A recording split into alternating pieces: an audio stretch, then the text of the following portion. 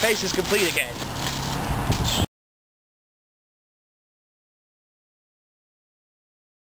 Well, dear viewers, I am well into the swing of study week, also known as the not study week, finals period, otherwise known as the 2 weeks where I try to see how long I go without changing out of my pajamas.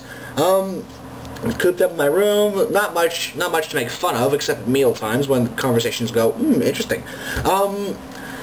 And it turns out that if I put off a 1,500-word essay until the day before it's due, I will spend that entire day playing free cell, running around like a chicken with my head cut off, and then writing the essay.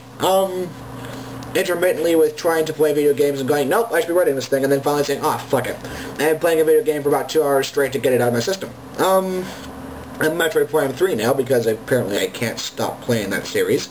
It's dangerous. Almost as dangerous as certain people I know. And during the finals week, I like to refer to myself as Schrodinger's college student. Schrodinger's university student, because you see,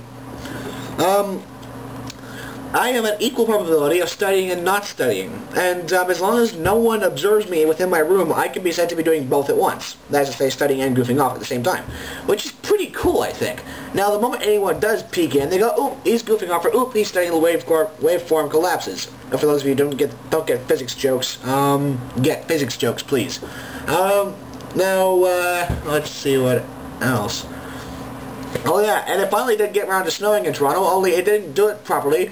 And it did it above freezing, and therefore it melted straight away. So we're at this pile of slush about that thick in the quad. And I'm like, come on, I want proper snow. I'm able to throw it at my camera crew for not, being around when they're supposed to. Just kidding. Don't mean it that bad. Don't mean it that much. What was I looking for? Oh, yeah, that feature Wikipedia article. But anyway, you should look forward to some good stuff coming up very soon. I won't tell you what. But it's some good you've seen stuff like it before, but there's gonna be more of it, and if you can't figure that out, Spyro Year of the Dragon is a platform game developed by Insomniac Games and published by Insomniac. They made Ratchet & Clank. Badass. Year of the Dragon is the third installment in the Spyro series and the last Spyro game to be released for the PlayStation. That's the one with only one analog stick on the controller. No, wait. No, that was one where the controllers optionally came with analog sticks, and otherwise it just had a D-pad and 4 face buttons and 4 shoulder buttons, I think. Let's look it up. I'm pretty sure that was a PlayStation 1's controller.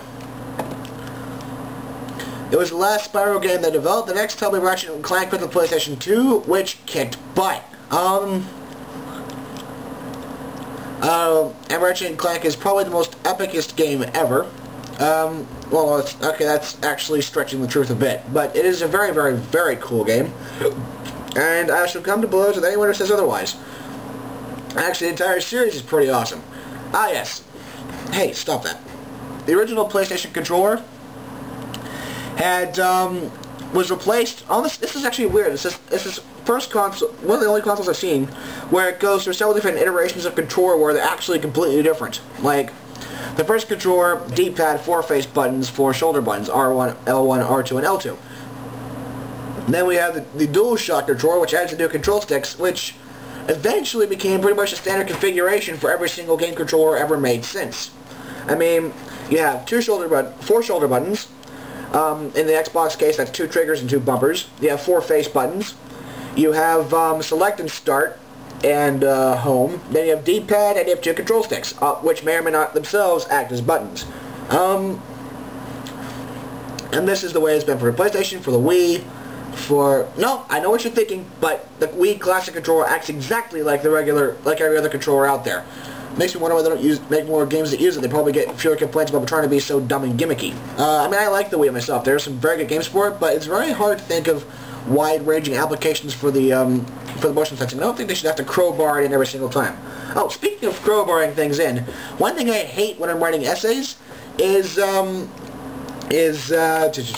having to crowbar in, say, a particular vocabulary word or a particular grammatical construction.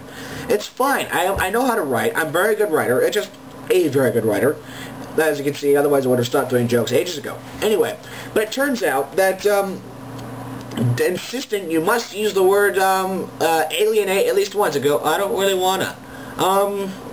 Well, use it. Oh, fine.